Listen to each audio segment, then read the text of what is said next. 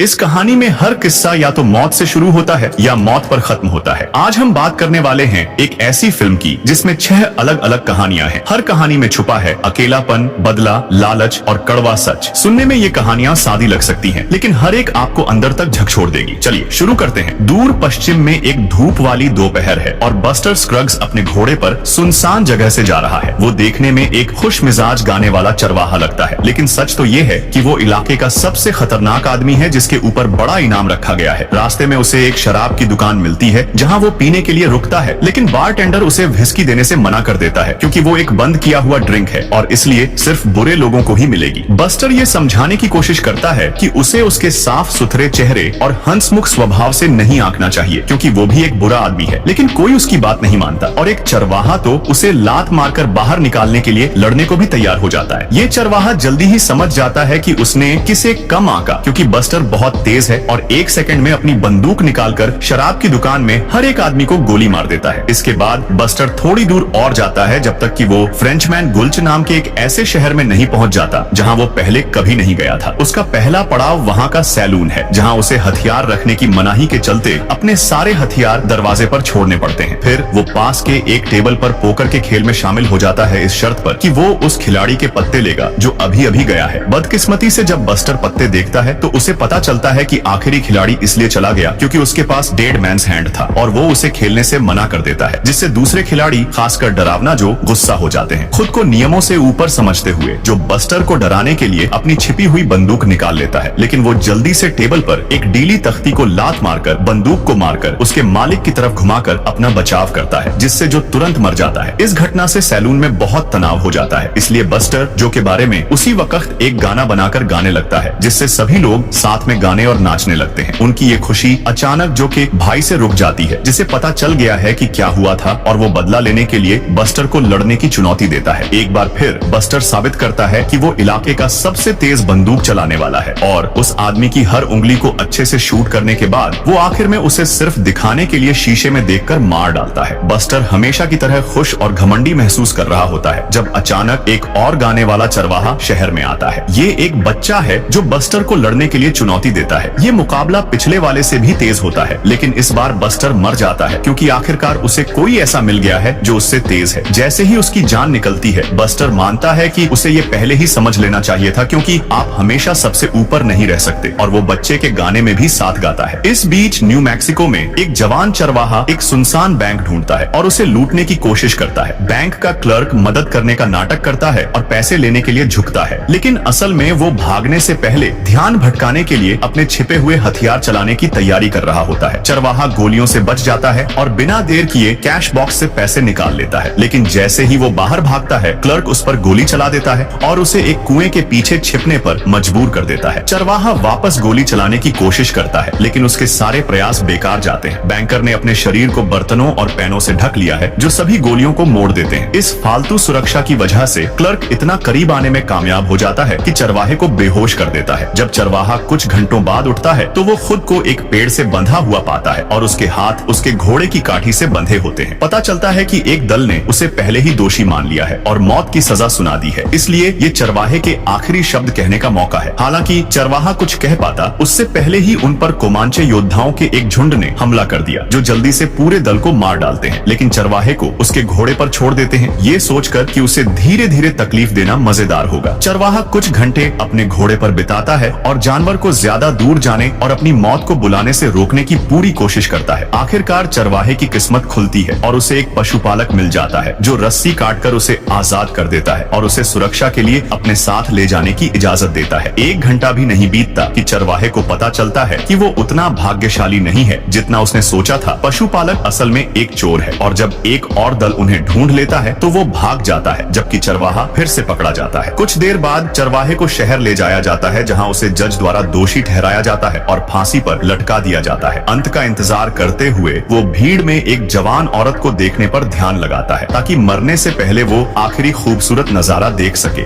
वहाँ से ज्यादा दूर नहीं एक बूढ़ा शो चलाने वाला हैरिसन के साथ घूमता है, एक जवान आदमी जिसके हाथ या पैर नहीं है लेकिन उसकी आवाज बहुत अच्छी है, जिसका इस्तेमाल वो शेक्सपियर और लिंकन वगैरह की पुरानी मशहूर रचनाएं सुनाने के लिए करता है। जिस गाड़ी में वो घूमते हैं वो हर बार जब वो किसी शहर में रुकते हैं तो एक मंच बन जाती है और जब हैरिसन अपनी मशहूर रचना रचनाएं सुनाता है तो शो चलाने वाला लोगों से पैसे इकट्ठा करता है। वो हैरिसन को खाना खिलाने, उसका मेकअप करने और यहाँ तक कि उसे टॉयलेट जाने में भी मदद करता है। ये एक बहुत ही बेकार और दुख भरा जीवन है और शो चलाने वाला हर दिन हैरिसन से और ज्यादा परेशान हो जाता है। जब वो वेश्यालयों में जाते हैं तो शो चलाने वाला हैरिसन के लिए एक लड़की के पैसे देने की भी परवाह नहीं करता। वो उसे उसी कमरे में छोड़ देता है और अपना मजा करते समय उसे घुमा देता है। इसका मतलब है कि हैरिसन को सब कुछ सुनना पड़ता है। जैसे जैसे वो दूर दराज के पहाड़ी कस्बों में घूमते हैं, लोगों की उनके छोटे से शो में दिलचस्पी कम होती जाती है और वो मुश्किल से कोई पैसा कमा पाते हैं। एक शाम शो चलाने वाला देखता है कि उनके दर्शक बहुत कम हैं, क्योंकि एक दूसरी गाड़ी ने सबका ध्यान खींचा हुआ है। भीड़ एक मुर्गी के लिए तालियां बजा रही है जो कुछ पेंट किए हुए नंबरों पर चोंच मारकर आसान जोड़ और घटाव कर सकती है। एक मौका देखकर शो चलाने वाला मुर्गी खरीदने का फैसला करता है और वो उसकी उतनी ही देखभाल करता है जितनी वो हैरिसन की करता है। जो आगे क्या होने वाला है इस बारे में सोचने लगता है। अगले दिन शो चलाने वाला एक पुल के पास गाड़ी रोकता है और नीचे बहने वाली नदी की गहराई नापने के लिए उसमें एक बड़ा पत्थर डालता है। नतीजे ठीक वैसे ही होते हैं जैसे उसे चाहिए होते हैं और थोड़ी देर बाद शो चलाने वाला सिर्फ मुर्गी को साथ लेकर गाड़ी में वापस सड़क पर आ जाता है, क्योंकि हैरिसन को भी नदी में धक्का दे दिया गया है। नदियों की बात करें तो एक नदी पहाड़ से नीचे बह रही है जहाँ एक बूढ़ा सोना ढूंढने वाला सोना खोजने आया है। शुरुआत में उसके बर्तन में सिर्फ सोने के छोटे छोटे कण मिलते हैं, लेकिन हर बार मात्रा गिनकर वो उस जगह का पीछा करता है जहाँ उसे सोना मिलना चाहिए। वो आदमी नदी के किनारे डेरा भी डालता है और मछली पकड़कर और पक्षियों के घोंसलों से अंडे चुराकर जिंदा रहता है। कई दिनों तक छोटे छोटे गड्ढे खोदने के बाद वो सोने के स्रोत का पता लगाने में कामयाब हो जाता है और गहराई से खुदाई शुरू कर देता है। उसकी गिनती एकदम सही निकलती है और आखिरकार उसे सोने की एक बड़ी खान मिलती है जो उसे अमीर बना देगी। लेकिन बदकिस्मती से जश्न मनाने का वक्त नहीं होता। एक जवान आदमी जो उसका पीछा कर रहा होता है करीब आता है और उसे गोली मार देता है। खुशी में एक सिगरेट बनाने के बाद जवान आदमी लाश को हटाने के लिए गड्ढे में कूदता है, लेकिन बूढ़े आदमी द्वारा उस पर हमला कर दिया जाता है जो सिर्फ मरने का नाटक कर रहा था। बूढ़ा आदमी अपनी बंदूक के लिए उस लड़के से हाथापाई करता है और उसे मार डालता है। फिर वो उसके शरीर की जांच करता है और पक्का करता है कि गोली सीधी लगी थी, वो उसकी पीठ से निकली और किसी जरूरी जगह पर नहीं लगी। घाव पर पट्टी बांधने के बाद बूढ़ा आदमी सोने की खुदाई पूरी करता है। जवान आदमी को गड्ढे में दफनाता है और अपनी नई दौलत के साथ एक घोड़े पर सवार होकर घाटी छोड़ देता है। इस बीच भाई बहन एलिस और गिलबर्ट एक वैगन ट्रेन में शामिल हो गए हैं जो ऑरेगन ट्रेल पार कर रही है। गिलबर्ट बिल्कुल अच्छा बिजनेसमैन नहीं है, लेकिन वो दावा करता है कि उसने एक नए बिजनेस पार्टनर से बात की है जो ऑरेगन पहुंचने पर उसकी बहन से शादी करने को तैयार है। उनके साथ गिलबर्ट का कुत्ता प्रेसिडेंट पियर्स भी घूम रहा है, जिसे बाकी यात्रियों द्वारा उसकी लगातार भौंकने की वजह से बहुत परेशान करने वाला माना जाता है। यात्रा शुरू होने के कुछ ही देर बाद गिलबर्ट को जोरदार खांसी आती है और हैजा से उसकी मौत हो जाती है। वैगन ट्रेन के लीडर बिली और आर्थर एलिस को उसे दफनाने में मदद करते हैं, उससे ये पूछने के बाद कि क्या वो उनके साथ आगे जाना चाहती है या घर वापस जाएगी। ये महसूस करते हुए कि उसके पास वापस जाने के लिए कुछ नहीं है, एलिस ऑरेगन में अपनी किस्मत आजमाने के लिए उनके साथ रहने को मान जाती है। अगले दिन एलिस को और बुरी खबर मिलती है। गिलबर्ट ने जिस लड़के को उनका वैगन चलाने के लिए रखा था वो दावा करता है कि उसे $400 देने का वादा किया गया था और वो आधी रकम रास्ते के आधे पड़ाव पर पहुंचने पर मिलने की उम्मीद करता है। एलिस के पास पैसे नहीं है और अगर उसके भाई के पास कोई पैसा था भी तो वो उसके कोट में रह गया था जो अब उसके साथ दफन है। अब वापस जाने के लिए बहुत दूर है, इसलिए एलिस आर्थर और बिली से सलाह मांगती है और आदमी बताते हैं कि ये मजदूरी बहुत ज्यादा है, जरूर आम से ज्यादा है। एलिस सोचती है कि ये गिलबर्ट की गलती है क्योंकि वो एक बुरा बिजनेसमैन था, लेकिन बिली सोचता है कि लड़का झूठ बोल रहा होगा, इसलिए वो उसे सलाह देता है कि अभी उसे इग्नोर करे और जब वो आधे रास्ते पर पहुंचेंगे तो वो उसे सच कबूल करवाने के लिए डराने की कोशिश करेगा। क्योंकि प्रेसिडेंट पियर्स के बारे में लगातार शिकायतें आ रही हैं और एलिस उसकी जिम्मेदारी नहीं लेना चाहती क्योंकि वो उसका नहीं है। गिलबर्ट भी उसे कुत्ते से छुटकारा दिलाने में मदद करता है, उसे घाटी के बीच में ले जाकर और आसमान में गोली चलाकर उसे डरा देता है। यात्रा बिना किसी परेशानी के जारी रहती है और एलिस और बिली को एक साथ कुछ वक्त बिताने का मौका मिलता है, जिससे उन्हें पता चलता है कि वो कई बातों पर एक जैसा सोचते हैं। जब किराए पर रखा गया लड़का अपने पैसे की पक्की खबर मांगता है तो बिली उससे बात करने की कोशिश करता है और नाकाम रहता है, इसलिए वो एलिस को एक दूसरा तरीका बताता है। चूंकि वो कुछ वक्त से वैगन ट्रेन से रिटायर होने के बारे में सोच रहा है, इसलिए वो एलिस से शादी करने के लिए कहता है ताकि वो गिलबर्ट को मरा हुआ मान सके और एक अच्छा परिवार बना सके। एलिस ये सुनकर काफी हैरान होती है, लेकिन उसे बिली भी अच्छा लगने लगा है और वो उसका प्रस्ताव मान लेती है। कुछ दिन बाद आर्थर इलाके में मिले नए पैरों के निशान के बारे में परेशान होता है और अपने यात्रियों की जांच करता है तो पता चलता है कि एलिस गायब है। पता चलता है कि उसने पास में प्रेसिडेंट पियर्स की आवाज सुनी और उसे कुछ प्रेरी कुत्तों पर भौंकते हुए देखने चली गई, जिससे वो वैगन ट्रेन से ज्यादा दूर निकल गई जितना उसे अंदाजा था। आर्थर उसे ढूंढता है और उसे जितनी जल्दी हो सके वापस लाने की कोशिश करता है, लेकिन दुख की बात है कि वो काफी तेज नहीं होते हैं और उन पर कुछ देसी लोगों के एक दल द्वारा हमला कर दिया जाता है। चूंकि उसके पास दो हथियार हैं, आर्थर एक का इस्तेमाल अपना बचाव करने के लिए करता है और दूसरा एलिस को देता है, उसे ये कहते हुए कि अगर वो मारा जाता है तो वो खुद को खत्म कर ले, क्योंकि देसी लोगों द्वारा पकड़े जाने से मौत बेहतर है, जो उसे बहुत दर्दनाक सजा देंगे। आर्थर असल में काफी अच्छा बंदूक चलाने वाला है और सटीक गोलियों से देसी लोगों को डराने में कामयाब हो जाता है। लेकिन जब वो सोचता है कि सब कुछ खत्म हो गया है तो एक योद्धा उसे अचानक पकड़ लेता है और एक तेज वार से उसे गिरा देता है। बेहोश होने का नाटक करते हुए आर्थर देसी आदमी के करीब आने का इंतजार करता है और उसे गोली मार देता है। फिर एलिस के पास लौटता है तो उसे सबसे बुरी खबर मिलती है। उसने भी सोचा था कि वो मर गया है और उसने पिस्तौल का इस्तेमाल ठीक वैसे ही किया जैसे उसने उसे बताया था। अपना कोट उस पर डालकर आर्थर प्रेसिडेंट पियर्स के साथ वैगन ट्रेन की ओर वापस जाने लगता है, ये सोचते हुए कि वो बिली को क्या बताएगा। एक अलग सड़क पर 5 लोग एक स्टेज कोच में फोर्ट मॉर्गन जा रहे हैं। ज्यादातर सवारी के दौरान गाने के बाद जिससे सवार सभी लोग परेशान हो जाते हैं। थिगपेन बताता है कि वो और उसका साथी क्लेरेंस अक्सर इस रास्ते पर सामान ले जाते हुए घूमते हैं, कोच की छत पर किसी चीज का जिक्र करते हुए, लेकिन ये बताए बिना कि वो क्या है। अब जब थिगपेन ने आखिरकार गाना बंद कर दिया है तो यात्रियों के बीच बातचीत शुरू हो जाती है, जिससे फर ट्रैपर अपनी हंक पापा औरत के साथ अपने पुराने रिश्ते के बारे में बात करता है, जो तब भी अच्छा चला जब वो एक दूसरे की भाषा नहीं बोल सकते थे, क्योंकि वो सोचता है कि सभी लोग अपनी बुनियादी जरूरतों में एक जैसे होते हैं। लेडी बैटजेमैन, एक पक्की ईसाई, इस विचार से नाराज है और सभी को याद दिलाती है कि सिर्फ 2 तरह के लोग होते हैं, अच्छे और बुरे। इससे इंसानी स्वभाव के बारे में एक बहस छिड़ जाती है, जिसमें फ्रांसीसी रेने भी शामिल हो जाता है। लेकिन थिगपेन और क्लेरेंस सिर्फ कभी कभार कुछ कहते हैं, मजे से देखना पसंद करते हैं। जब रेने सवाल करता है कि क्या लेडी बैटजेमैन अपने पति के प्रति वफादार रही है जबकि वो 2 साल से अलग रह रही हैं, तो लेडी बैटजेमैन इतनी गुस्सा हो जाती हैं कि उन्हें द्वारा पड़ जाता है। खिड़की से अपना सिर बाहर निकालकर रेने कोच को रोकने के लिए कहने की कोशिश करता है, लेकिन कोई फायदा नहीं होता, जिससे थिगपेन को ये समझाना पड़ता है कि कंपनी का नियम है कि कोच किसी भी वजह से नहीं रुकेगा। लेडी बैटजेमैन को शांत करने के लिए क्लेरेंस एक दुख भरा लोकगीत गाने का फैसला करता है, जो औरत की सफलता पूर्वक मदद करता है, लेकिन थिगपेन को रुला भी देता है। इन रहस्यमय आदमियों के बारे में जानने की इच्छा रखते हुए ट्रैपर उनसे पूछता है कि उनका असली काम क्या है, और थिगपेन बताता है कि वो इनाम के शिकारी हैं। उनकी टीम वर्क कमाल की है। थिगपेन कहानियों से अपने शिकार का ध्यान भटकाता है, जबकि क्लेरेंस जल्दी से उन्हें मार देता है। थिगपेन ये भी मानता है कि उसे उन्हें मरते हुए देखना अच्छा लगता है, क्योंकि उनके शिकार के चेहरे के भाव में कुछ खूबसूरत होता है। ये सुनकर जाहिर तौर पर बाकी 3 यात्री डर जाते हैं, जो अब इस बात से डर रहे हैं कि उनकी मंजिल पर उनका क्या इंतजार कर रहा है। एक बार जब कोच फोर्ट मॉर्गन पहुंच जाता है तो थिगपेन और क्लेरेंस अपना सामान, जो कि एक लाश निकलती है, पकड़ लेते हैं और उस होटल में घुस जाते हैं जहां सभी ठहरे हुए हैं। रेने, लेडी बैटजेमैन और ट्रैपर उतरने में ज्यादा वक्त लेते हैं, सतर्क और डरे हुए महसूस करते हैं, लेकिन आखिरकार वो भी होटल में घुस जाते हैं और रेने कोच को जाते हुए देखने के बाद दरवाजा बंद कर देता है, ये महसूस करते हुए कि अगर उन्हें जरूरत पड़ी तो बाहर निकलने का कोई रास्ता नहीं होगा। ऐसे और वीडियो देखने के लिए सब्सक्राइब करें। Peace out.